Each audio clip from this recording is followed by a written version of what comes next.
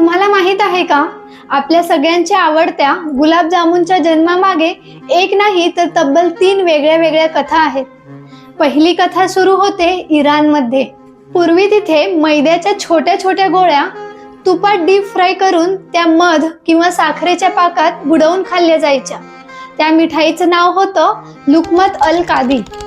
असं मानलं जातं की हीच मिठाई पर्शियन लोक भारतात घेऊन आले आणि इथून गुलाबजामुनच्या प्रवासाची सुरुवात झाली. दुसरी कथा जोडली जाते मुघल बादशाह शाहजहान यांच्याशी. असं सांगितलं जातं की त्यांच्या खास स्वयंपाक्याने चुकून एक नवीन मिठाई तयार केली.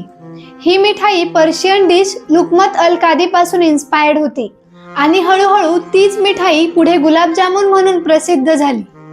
आता येते तिसरी आणि खूप इंटरेस्टिंग कथा. सन 1850 कोलकाता. प्रसिद्ध हलवाई भीमचंद्र नाग यांनी governor general Lord Charles Canin यांच्या सांगण्यावरून त्यांच्या पत्नी लेडी कॅनिन यांच्यासाठी एक खास मिठाई तयार केली. त्या मिठाईला सुरुवातीला कोणतंच नाव नव्हतं, पण लेडी कॅनिन यांना ती इतकी आवडली की त्या काळात ती मिठाई लेडी कॅनिन या नावाने ओळखली जाऊ लागली आणि पुढे हा स्वाद बदलत बदलत आजचा आपला आवडता गुलाबजामुन बनला.